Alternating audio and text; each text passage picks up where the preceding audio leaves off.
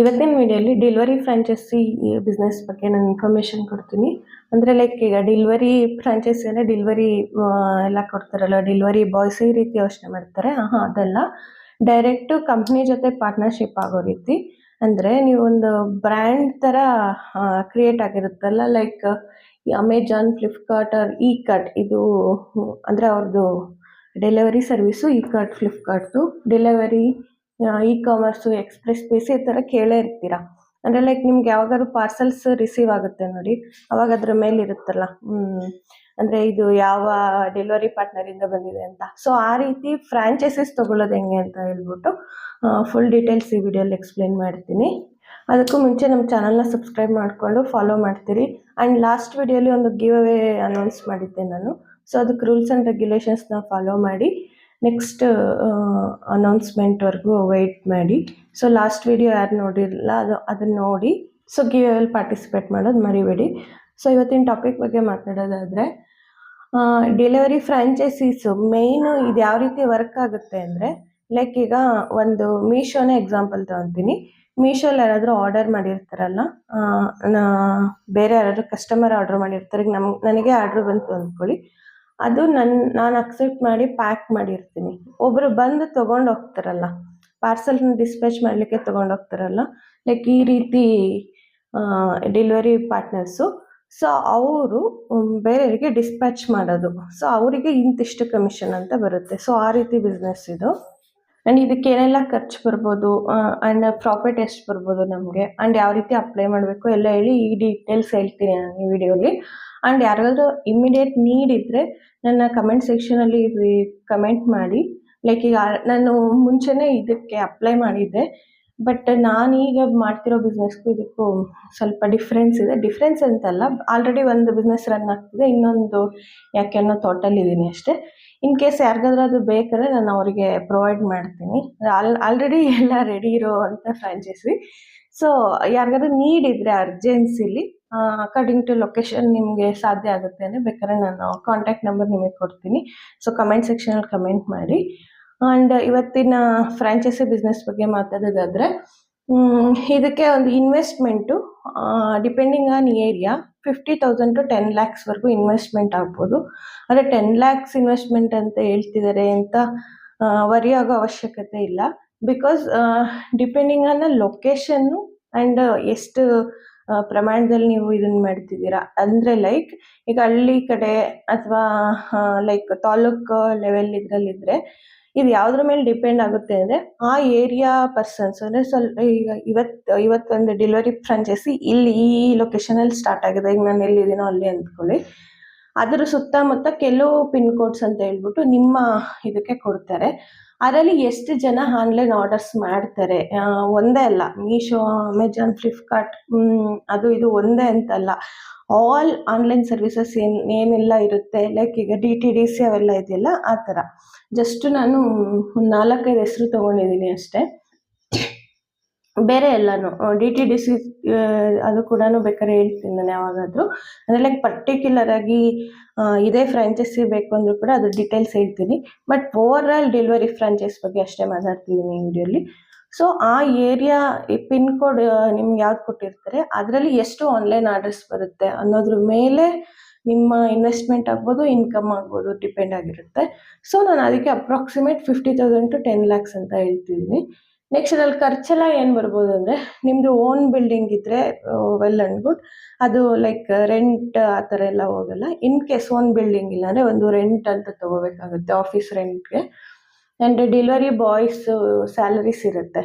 ಅಂದರೆ ಒಂದು 2-3 ಜನ ನಿಮ್ಮ ಹತ್ರ ಇರ್ತಾರೆ ಅಂದ್ಕೊಳ್ಳಿ. ಅವ್ರು ಏನಕ್ಕೆ ಇರ್ತಾರೆ ಅಂದರೆ, ಈಗ ಒಂದೊಂದು ಪಿನ್ ಕೋಡ್ದು ಲೈಕ್ ಈಗ ಸಮಥಿಂಗ್ ಒಂದು ಪಿನ್ ಕೋಡ್ದು ಒಂದು 50 ಆರ್ಡರ್ಸ್ ಇರುತ್ತೆ, ಬೇರೆ ಪಿನ್ ಕೋಡ್ದು ಇನ್ನೊಂದು 50 ಆರ್ಡರ್ಸು ಅಥವಾ 70 ಆರ್ಡರ್ಸ್ ಈ ಥರ ಇರುತ್ತೆ. ಅದನ್ನು according to pin codes divide ಮಾಡಿ ಡೆಲಿವರಿ ಬಾಯ್ಸ್ಗೆ ಕೊಟ್ಟರೆ ಅವರು ಕಸ್ಟಮರ್ಸ್ಗೆ ಡೆಲಿವರಿ ಮಾಡ್ತಾರೆ. ಈ ರೀತಿ ಡಿಪೆಂಡಿಂಗ್ ಎಷ್ಟಿದೆ, ಎಷ್ಟು ಜನ ತಗೊತಾರೆ, ಅಂದರೆ ಅದರಲ್ಲಿ ಎಷ್ಟು ಆರ್ಡರ್ಸ್ ಇದೆ ಅದ್ರ ಮೇಲೆ ಇದು ಡಿಸೈಡ್ ಆಗುತ್ತೆ ಎಷ್ಟು ಜನ ವರ್ಕರ್ಸ್ ಬೇಕಾಗುತ್ತೆ ಅಂತ. ಸೊ ಅವರಿಗೆ ಸ್ಯಾಲ್ರೀಸ್ ಎಲ್ಲ ಕೊಡಬೇಕಾಗುತ್ತೆ. ಆ್ಯಂಡ್ ಏನಾದರೂ ನೀಡ್ ಇದ್ದರೆ ಬೈಕ್ ಆ್ಯಂಡ್ ಅಥವಾ ಏನಾದರೂ ವೆಹಿಕಲ್ ಬೇಕಾಗುತ್ತೆ, ಅದು ಕೂಡ ಡಿಪೆಂಡಿಂಗ್ ಆನ್ ಬಿಸ್ನೆಸ್ಸು, ಅಂದರೆ ಎಷ್ಟು ಆರ್ಡರ್ಸ್ ಮೇಲೆ ಈ ರೀತಿ.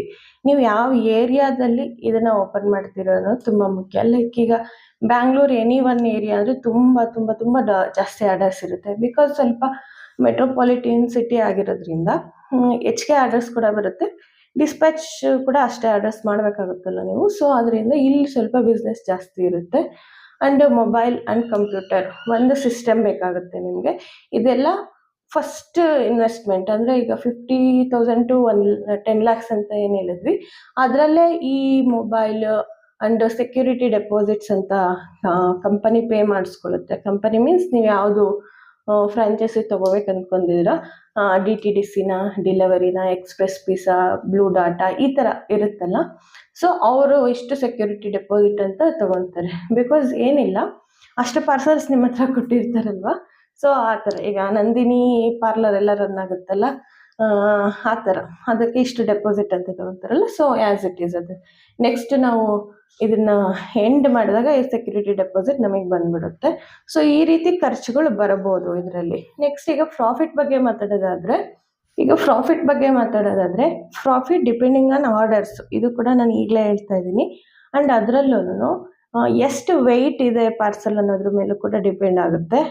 ವೇರೀಸ್ ಫ್ರಮ್ 10 rupees to 40, 50, 60 rupeesವರೆಗೂ ಹೋಗುತ್ತೆ ಅದು. ಅಂದರೆ ನೀವು ಇದನ್ನು ಏನು ಪಾರ್ಸೆಲ್ನ ಡೆಲಿವರಿ ಮಾಡ್ತಿರೋದಕ್ಕೋಸ್ಕರ ಇದು ಕೊಡ್ತಿರೋ ಅಂಥ ಅಮೌಂಟ್ ಅಷ್ಟೇ. ಅದು ಡಿಪೆಂಡಿಂಗ್ ಆನ್ ವೆಯ್ಟ್ ಅಷ್ಟೇ. ಇದು ಬೇರೆ ಇನ್ನೇನು ತುಂಬ ದೊಡ್ಡ ಮ್ಯಾಥ್ಸ್ ಏನಿಲ್ಲ ಇದರಲ್ಲಿ.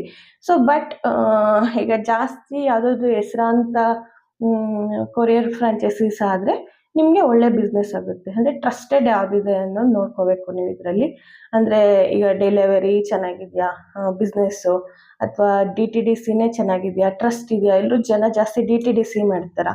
ಅಥವಾ ಇಂಡಿಯನ್ ಪೋಸ್ಟ್ ಫ್ರಾಂಚೈಸಿ ಕೂಡ ನೀವು ತೊಗೋಬೋದು. ಓವರಾಲ್ ಎಲ್ಲದೂ ವರ್ಕ್ ಆಗೋದು ಇದೇ ಮಾಡೆಲಲ್ಲಿ, ಬಟ್ ಡಿಫ್ರೆಂಟ್ ವೇಸ್ ಅಷ್ಟೇ ಅವು. ಅಂದರೆ ಬ್ರ್ಯಾಂಡ್ಸ್ ನೇಮ್ ಬೇರೆ ಅಷ್ಟೇ. ಎಕ್ಸ್ಪ್ರೆಸ್ ವೀಸಾ ಈ ಥರ ಎಲ್ಲ ಫ್ರಾಂಚೈಸೀಸು ಇದೇ ಥರ ಆಗುತ್ತೆ.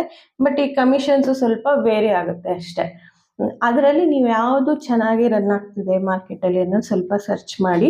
ಆ್ಯಂಡ್ ನಿಮ್ಮ ಏರಿಯಾ ಅಥವಾ ನೀವು ಯಾವ ಕಡೆ ಈ ಬಿಸ್ನೆಸ್ ಮಾಡ್ಬೇಕು ಅಂದ್ಕೊಂಡಿದ್ದೀರಾ ಅಲ್ಲಿ ಇಲ್ಲದೆ ಇರೋಂಥ ಫ್ರಾಂಚೈಸೀಸ್ ನೀವು ಹುಡುಕಬೇಕು. ಅಂದರೆ ಈಗ ಎಲ್ಲ ಸರ್ವಿಸಸ್ ಇದೆ, DTDC ಇಲ್ಲ ಅಂದ್ಕೊಳ್ಳಿ, ಅದಕ್ಕೆ ಟ್ರೈ ಮಾಡಬೇಕು.